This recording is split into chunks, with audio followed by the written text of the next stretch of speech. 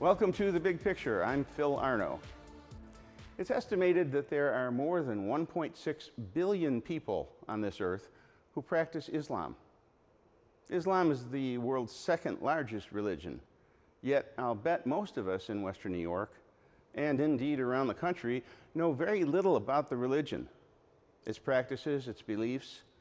To be honest, our perceptions, well, they mostly come from the headlines and the video we see on the news so often. Now, as someone whose grandparents all came from Sicily, if you told me that your only knowledge of Italians came from watching the Godfather movies, I'd be a little bit concerned. We can't ignore what's been going on in the world, but what's causing all those headlines is we can't just make judgments based on that element of reality.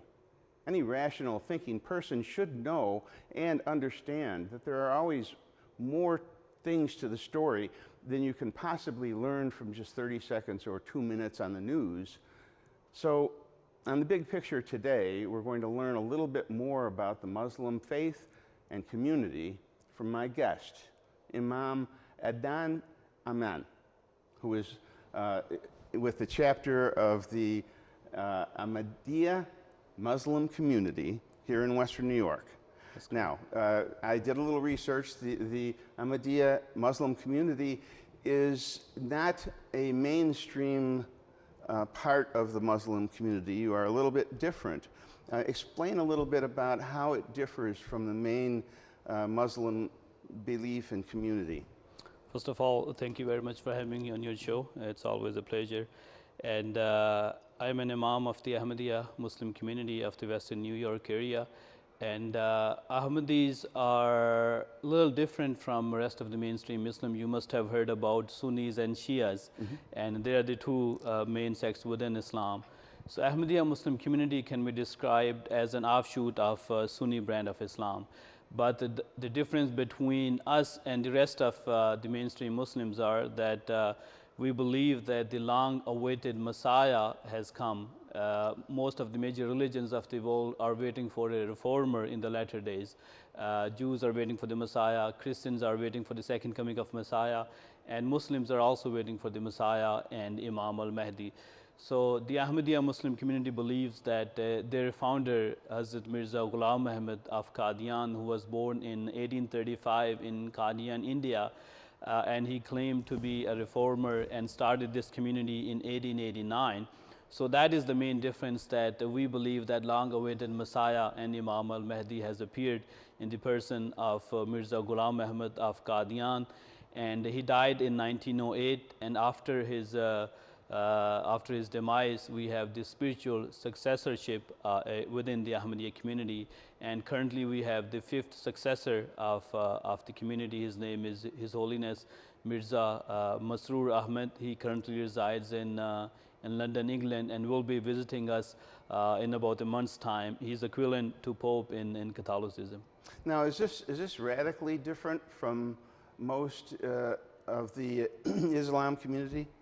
It's not that big of a different from the rest of the mainstream Muslim. The one difference which I already mentioned. The second is that we believe that Jesus Christ, peace be upon him, died a natural death. He did not die on the cross, while majority of the Muslims believe that he's still alive and he's the one who will come back in the latter days.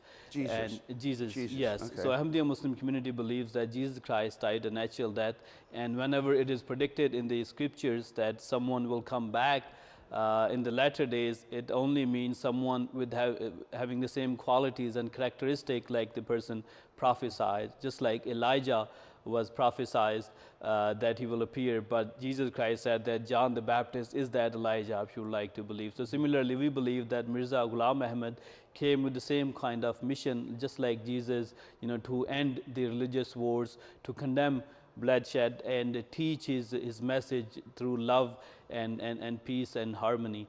And this is what we believe in, and this is what we practice. That is why the motto of the Ahmadiyya Muslim community is love for all, hatred for none.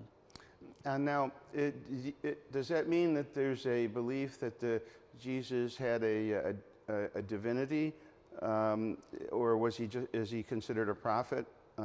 How do you look on Jesus? So according to Islam, Jesus was a noble prophet of God and a Messiah for the children of Israelites who came to educate them, to reform them, as he himself has said in the New Testament, that I have not come but to lost sheep of the house of Israel. So we believe that that is the message which he brought. And when he was put on cross, he did not die on the cross. Rather, he got unconscious, and then he was taken off the cross alive, and then ointment was prepared, and his disciple even saw him after that event. And then we believe that he migrated from Jerusalem and went to Kashmir, India, to preach his message to the lost tribes who were taken from Jerusalem in many decades ago. Now, how many people do you have in the Ahmadiyya Muslim community here in Western New York? So in the United States, we are one of the oldest Muslim organization which was established here in the early 1920s. And we have 70 plus chapters all over US, and one is in Western New York in the Buffalo, Niagara Falls area. So we have a relatively smaller community here, close to 130 members. And how are you accepted by the other Muslim communities throughout the world and throughout Western New York and the country?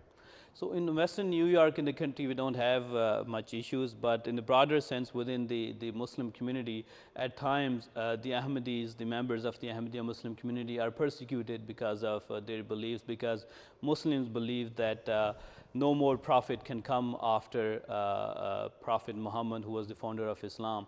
But we believe that a prophet, if there was ever a need of prophet, then we can see the times here, and the need is there.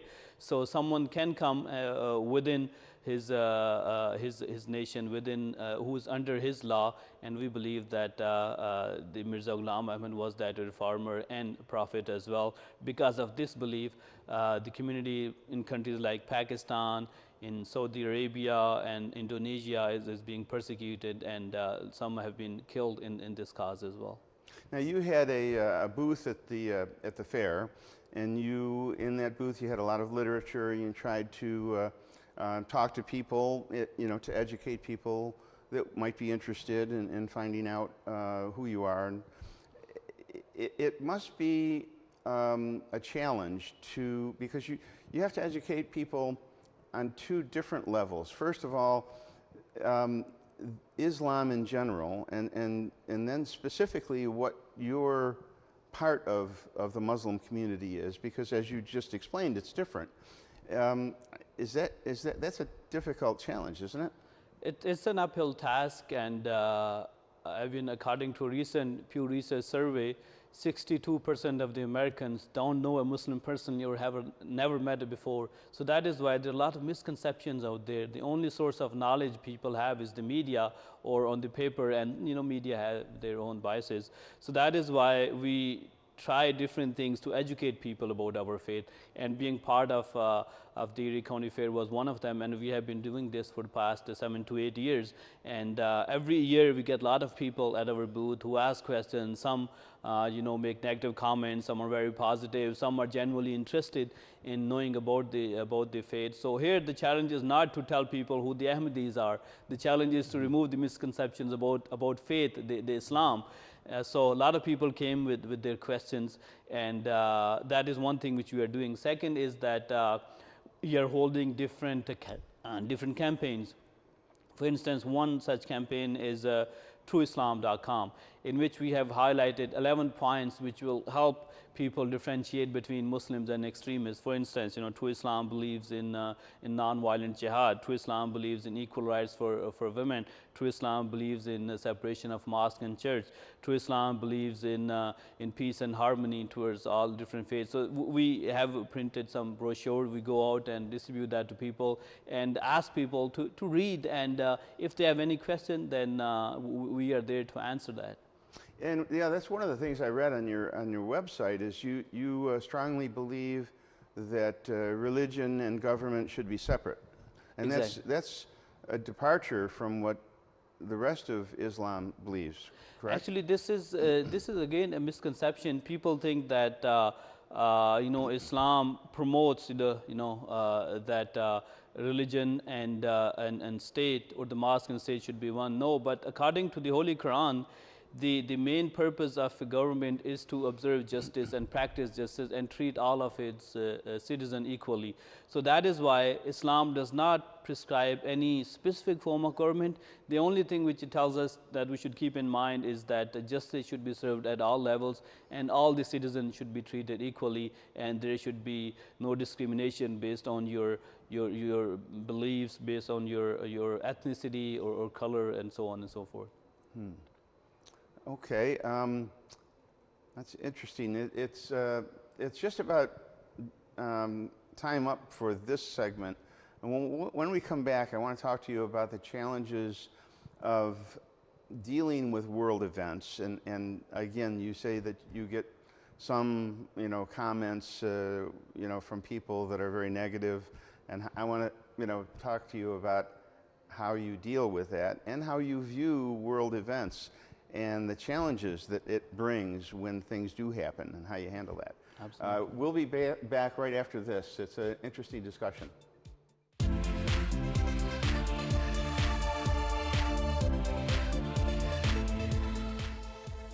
Welcome back to The Big Picture. We're talking with Imam Adnan Amem. I hope I got that right. Adnan Ahmed. And we're talking about the Muslim community and some of the differences with the Ahmadiyya Muslim community here in Western New York and the broader Muslim community. You said there's like the Sunni and the Shiite Muslim sects, and yours is different from both of them.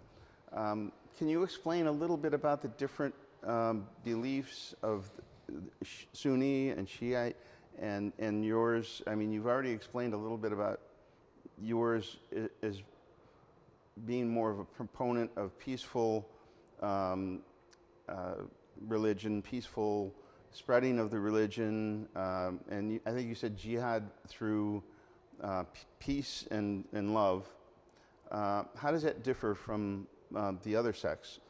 So the main sect within Islam are the Sunnis, and Sunnis believe that after the demise of Prophet Muhammad, the system of caliphate started, and Abu Bakr and Umar were the immediate successors. Whereas the Shias, they believe that the cousin, who was also the son-in-law of Prophet Muhammad, should have been the immediate successor after Prophet Muhammad. So they do not consider the first four caliphs to be, the first three caliphs to be the rightly guided caliphs, wherein the Sunnis believe that they had the right, and whoever was most capable of that position was granted. So this is the main difference. Then there are minor differences within Sunnis and Shias as well. And there are major conflicts that arise from these differences. So it's not because of this difference, it's because of the political ideology, because of the backgrounds where they come from. So a lot of time the religion card is being played by these both of these groups, as well as the people from outside, and who consider that is because of Sunni and Shia split. It's the ideological war and political agendas, and which is the real reason behind these wars and differences. Interesting. When you talk to people who have formed opinions based on world events, what's the message? How do you deal with people who have formed those opinions when they, we just went through the anniversary of 9/11, and there are things that happen in Europe which grab headlines. So we're constantly being reminded that there is a threat, and people form opinions because of those headlines. How do you deal with that? So speaking of 9/11, of course, this was a great tragedy in our nation, and no one can justify those evil acts. But what we did after 9/11, especially after the 10th anniversary of 9/11, we started a campaign called Muslim for Life, in which we started collecting blood units. And our aim was to save, to collect 10,000 pints of blood in the first year. But we have continued that up until today, and will continue doing that. And so far in the last 7 years, we have collected over 60,000 pints of blood. And this is to give message to the people that we are not ones who take blood, but we are ones who give blood, of course, with the help of local community, churches, and our neighbors as well. So many people believe that all the Muslims are terrorists, and Islam is a great threat to the world peace. Yes, they are extremist element, and they can be found in every religion, within Christianity, within Judaism, within Buddhism, and we are seeing examples in Myanmar. We are seeing examples of that in India, and even the KKK, the white supremacists. So you cannot say that it's only Islam which is doing that. Of course, within Islam, there are extremist elements, but what we do is educate people. We are holding different drives. One was Stop the Crisis. That was to focus on ISIS. So we go out and educate people about Islam, about Muslim. We educate Muslim youth as well, because many a time they fall prey of the ISIS agenda. So there was a recent captive French journalist who was held in the custody of ISIS, and he said he was there for many months. He did not see them. He did not see a single copy of the Quran. Their only source of knowledge is Islam for dummies and Quran for dummies. So when you have that kind of ignorance out there, it is important that you educate people, and this is what we are doing, going to colleges, universities, libraries, these fairs, every fair we talked about. So we educate people about Islam, that not all the Muslims are bad people, majority of them are good people, and those kind of acts are being committed in the name of Islam. So we feel double the pain when such atrocity happened. One, that innocent lives are lost, and secondly, it is being done under our name. And sometimes even media portrays Muslim as the bad guys. For instance, if an attack is committed by a Muslim, then it's all over the headlines, all over the news, all over the world. But when same kind of act is being done by another person, we say that he had mental issues. He was a nice guy. He was suffering from various disease. Why cannot we treat the same kind of same events in the same fashion? That the other Muslim guy can have mental issues. He had family problems as well. But I think media at times unnecessarily condemns Muslims and Islam. Yes, the issue is there, but it's not as bad as media portrays that it is. Well, now there's as many or more than 1.6 billion people who practice Islam, and if only a small percentage of those people get radicalized, that's still a very large number, which presents a danger to the world, and that will grab the headlines. When someone gets radicalized, and that's a very generic term that gets talked about a lot, what does that mean? I mean, how does that happen?